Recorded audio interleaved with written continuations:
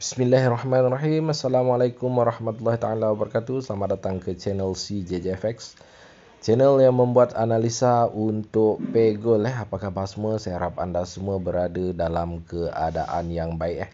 Jadi alhamdulillah saya akhirnya sudah sampai ke rumah lah, alhamdulillah. Jadi sekarang baru ada sedikit kelapangan untuk membuat analisa untuk hari ini lah. Analisa hari ini okey, baik. Jadi saya pun ada alert di dalam analisa sebelum ini untuk mingguan, di mana hari ini sebenarnya ada beberapa perkara lah yang amat penting lah untuk kita macam tumpukan perhatian, terutamanya tentang COVID lah. Tentang COVID sekarang ni, isu COVID sudah semakin menjadi-jadi. Cuma kesan kepada market itu yang membimbangkan saya. Saya tak pasti apakah kesan sebenar kepada market. Namun pada hari Jumaat kita telah belajar sedikit di mana kesan daripada COVID yang ada berlaku baru-baru ini, terutamanya pada bahagian sebelah UK dengan Euro lah, menyebabkan market dalam kebimbangan dan menyebabkan gold ini pada hari Jumaat lepas dia membuat penurunan. Jadi adakah perkara ataupun kesan yang sama akan berlaku pada hari ini? Wallahualam, saya pun tak pasti. Cumanya mungkin kita boleh juga untuk cuba untuk mencari sell untuk hari ini. Jadi dekat daily ni apa yang kita boleh nampak sekarang ini, okey, price memang naik lah. Price memang naik. Maksudnya dia kelihatanlah dia nak buat pullback lah ke atas ni, okey. Dan kita ada high yang tertinggi di area sini, high tertinggi pada hari Jumaat yang lepas, iaitu di area 1815.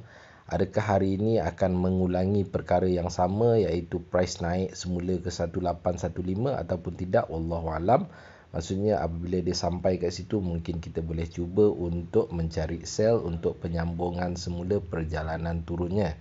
Okey, kalau dekat weekly ni jelas menunjukkan dia punya perjalanan. InsyaAllah kalau dia turun, ini cerita kalau dia turun lah. Kalau dia turun, dia akan sampai ke sini semula lah. Ini TP untuk mereka yang nak sell nanti. Okey, jadi bagi mereka yang nak buy, bagi mereka yang ada buy hari ni, okey, nampak macam ada rejection sedikit lah. Dekat daily pun jelas menunjukkan masih lagi dalam keadaan bull. Jadi kalau anda yakin dengan keyakinan yang gold ni akan naik, maka anda boleh cuba untuk minggu ini. Dia punya rujukan untuk TP untuk buy adalah area sini. Maksudnya perjalanan dia akan menuju ke sini lah kalau dia naik. Jadi secara personality, secara personalnya saya sendiri, saya akan cuba untuk sell nanti, okey. Dan saya jangkakan saya akan cuba sell di area kawasan sinilah, area atas ni lah. Okey, di sini kita ada satu zone resistant di atas ini. Okey, saya tandakan dulu. Dan cuba perhatikan betul-betul saya punya penandaan zone ini supaya anda semua boleh ikutlah. Untuk rujukan anda juga, untuk bandingkan anda punya analisa dengan analisa saya. Jadi untuk gold ni meneruskan perjalanan turun, syarat utama dia memang tidak lain dan tidak bukan dia kena breakout zone ini. Memang tidak lain dan tidak bukan lah, memang dia kena breakout zone ini di bawah itu untuk turun lagi jauh lah. Okay, kalau dia breakout bawah ni memang sah lah dia pergi kat bawah lah. Okay, sekarang ni dia dah macam nampak rejection lah, dia beralih arah daripada bawah itu. Ada kemungkinan bagi mereka yang nak cuba buy, ini untuk kisah orang yang belum ada entry lagi, mungkin anda boleh tunggu entry di area bawah. Okay, untuk buy kat kawasan bawah ni lah boleh try kat bawah ni. Tapi zone dia dah makin mengecil, iaitu di sebelah atas kat area sini. Maksudnya anda boleh cuba cari buy di kawasan inilah. Okay, boleh cuba buy. Dan SL macam biasa, kita berdasarkan kita punya zone lah. Kalau zone ni nampak gayanya macam besar sangat, dalam 50 ke berapa pip, 70 pip 70 pip, jadi terlalu besar, anda boleh kita cuba kecilkan zone iaitu di M30 untuk mencari entry yang lebih kecil risk dia. Maksud dia bawah lagi sikit untuk M30. Jadi tak ada beza sangat pun, tak jauh sangat beza dia. Jadi mungkin kita boleh turunkan lagi kita punya time frame kepada M15. Tengok dulu M15 zone yang sama, M5. Okey, kita tengok M5. M5 ada bawah sedikit. Okey, bawah sedikit di area sini, sikit saja. Kalau M1 memang adalah mungkin anda boleh kecilkan lagi di M1 M1, tapi tak mengapa juga, boleh juga entry di M5 ni sebab kita punya reward amat besar lah. Reward besar di mana kalau kita buy, kita target kita akan target kita punya TP di area atas ni. Jauh kan, jauh dalam 800 pip. Kita punya SL pun lebih kurang dalam berapa tu, 60 pip. Reward besar, jadi tak mengapa, masih boleh layan lagi lah, masih boleh layan lagi. Cuma buy kita akan batal kalau zone pecah macam biasa. Dan keyakinan untuk dia naik, betul-betul naik sampai ke atas ni nanti adalah setelah dia breakout kawasan ini. Maksudnya kalau siapa yang sell kat sini, zone ini breakout, maka kita punya sell adalah terbatal. Terbatal, dan mungkin bila dia breakout ini kita cuba untuk terus follow dia punya gerakan sampai ke atas untuk buy, disebabkan oleh kita ada isu-isu yang amat sensitif buat masa ini macam COVID, dan saya belum baca lagi, ada beberapa perkara lagi yang amat penting untuk kita lihat pada minggu ini sebagai penentu kita punya arah tuju market. Okey.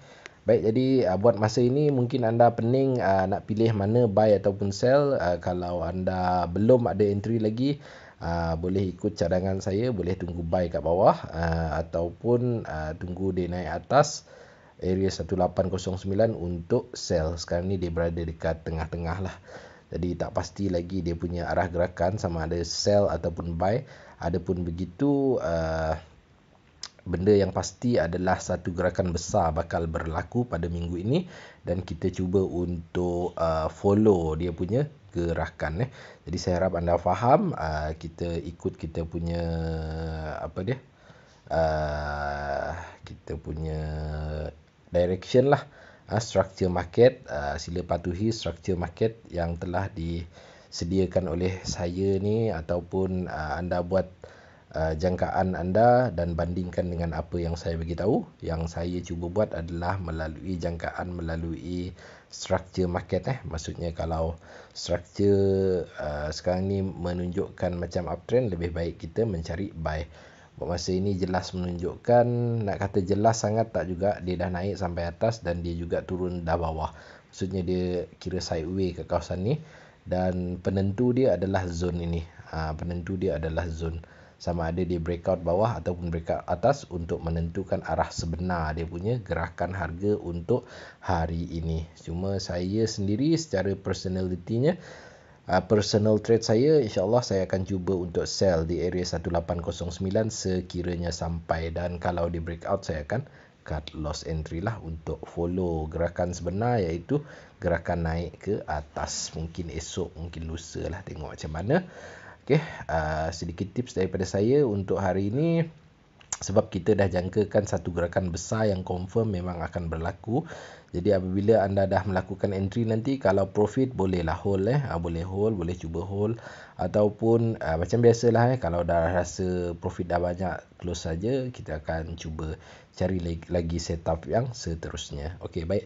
Saya harap analisa hari ini jelas dan bermanfaat untuk anda semua. Semoga bermanfaat, semoga kita semua boleh withdraw profit pada hari ini. Saya doakan anda semua berjaya di dunia dan di akhirat. Bagi mereka yang belum subscribe, sila subscribe. Bagi mereka yang sudah subscribe, terima kasih banyak-banyak. Sekian daripada saya, CJJFX. Assalamualaikum warahmatullahi taala wabarakatuh.